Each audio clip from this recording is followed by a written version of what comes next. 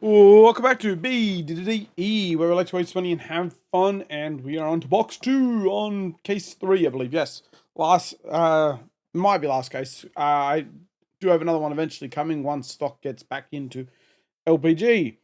But probably not going to run out before going to Osaka, so maybe I won't even bother. We'll see. Speaking of Osaka, I'm excited. I'm ready to go. I don't know what. I'm not ready to go at all. I've got to get ready by deciding on a deck and building it for the calling, because I'm not doing the main thing. We have number 20 here. 2024. Oh, suspicious. So, with a little bit of luck, I'm not sure if I'm going to do Goldmane or Ira, but it'll be one of those two. Because Ira I can play, it's just bigger Ira versus, and I was pretty good with Ira before. And obviously Goldmane because I like him, so just whatever I feel most comfortable with, what might do the best. So, if anyone is watching this and is going to be in Osaka and wants to meet up, let me know, and I will do my best, and I'm sure we can get a couple of drinks. Overflow the ether. And we have some just a little bit of art to start the stuff. Haven't thought much more about the PAX event, but apart from stupid lines, PAX was good. It's just that there's a lot going on. If you don't have a set plan, it can be very easy to just do nothing. Save the thought, and we have the tongue tied and a blazing aether. So, I wish I'd planned it out better, but I don't think most of the panels were for me. Maybe one or two I could have gone, but I was stuck in line during those times. Those line rides are for the best. Route bound, Carapace, Blast to Oblivion, and Filtering Charge. I should have checked out the indie board games more. But I didn't realize they were where they were until it was way too late. And I was like, fuck it. Maybe if I go next year, I will worry about it then.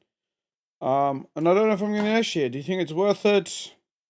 We have life, pulsing. I guess it comes down to, do I still have a good job and some money there? Chorus of the Ampler. We have Dredgewoods there. We have some facial art. Nobody cares about you. Go away, you.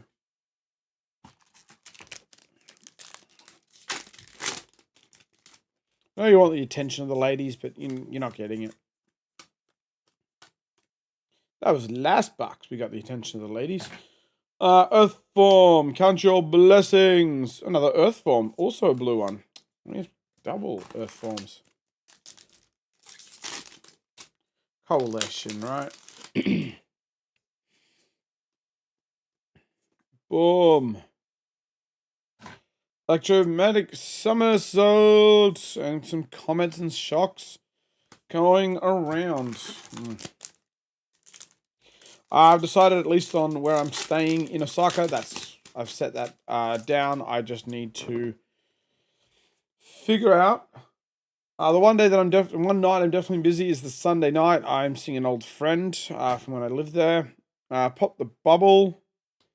And we have a Majestic. We have our Vaporized Shock. That's our first Majestic. Vantage Point, and we have Asilius Regular. Don't care about Asilius Regular. We got Asilius Marvelous. Now we need now we just need our two ladies. Yeah, we're missing the ladies in Marvel form. Condemned to slaughter, save the thought. Fruits of the forest, womp womp. And that's too far in for us to get a second one, I believe. Could get a Marvel. I suppose that is possible. That would be lovely. But it's a lovely hand job. We got that going on. Womp womp. Well, we got 2 more boxes after this. So the week before I go, we'll be doing the last 2 boxes. So you guys think I should review any of the games? I might review 1 or 2 of the board games that I bought. Not that my reviews would be that interesting now. Because those board games have been out for a while. Splitting Deadwood, Save the Thought, Arcane Spike, some more art.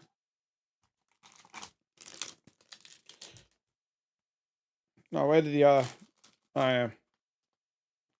Go away. I have no reason to do that. I just felt like it.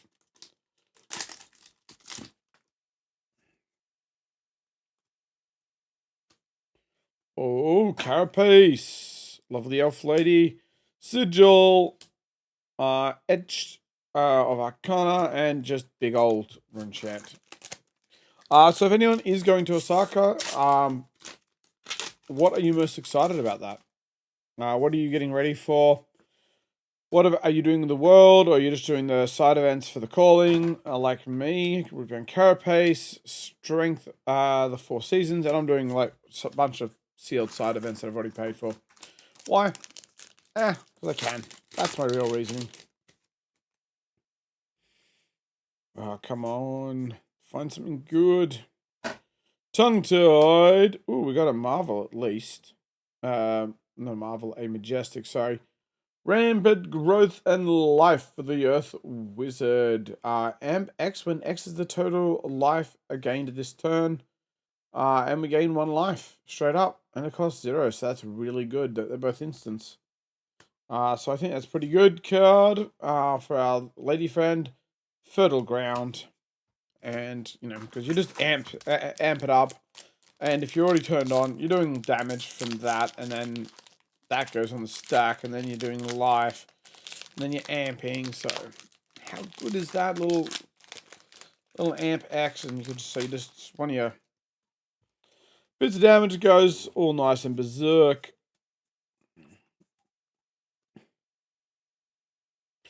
We have a glyph and a summer and some high notes. Well, we got a crack bubble. Whoop-de-doo. Oh, I think I ate too much before I go to the gym. Thankfully, the gym isn't for another hour and 15. Before actually I'm going to be doing exercise. So that's good because, well, I'd be bloated. Blast from Oblivion. Malefic. And we have a Deadwood. And a Nothing. And a little bit of hand from our Lady Wizard friend. Love to see her turn up as a Marvel in this box. But chances are pretty low. Hell, we haven't been getting Rainbow Form Majestics for a while. Lightning Form, Condemned to Slaughter, Arcane Cursing, and we have another part of the Lady's Clothes. Look, you can make it go together.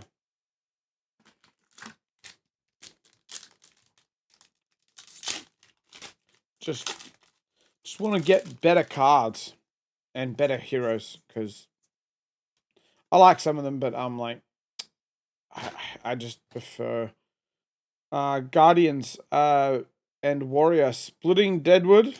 They're my 2 favorite. Ooh, we do have a Rainbow Form Majestic. Ooh, and I think it's a good one. Gone in a Flash. That's pretty sought after. We also have our Staying Life. That's the rare. And nothing else in the back. The Gone in a Flash. When this attacks, the next time you play an instant. This card link, you may return this card to its owner's hand.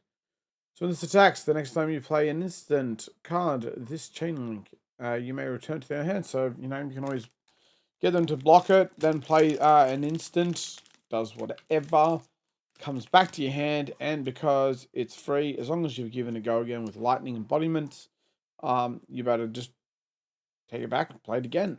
And so if they're silly enough to block, well, if they don't block, you just don't play an instant and you just do 4 damage and just go again from an embodiment. How good is that? Obviously it's good because that's why people have been playing her. I'm just being a smart ass. I'm smart. No. Glyph. Smash Up. Harvest Season. Nothing. I really am just hoping for a nice, cool adult marble on the back of this. Double adult marble would be fantastic for a case. Amplify. We have a plow under, what's always fun. Pop the bubble for a rainbow foil. Looks good, actually. Have a look. Look at that bubble. That bubble being popped, and in comes the damage.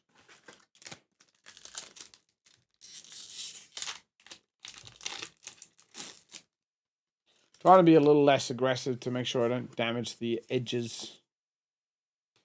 Because that's a bad thing if I get a good card. Lightning form, earth form. We got a bit of a swarm going on. Yeah.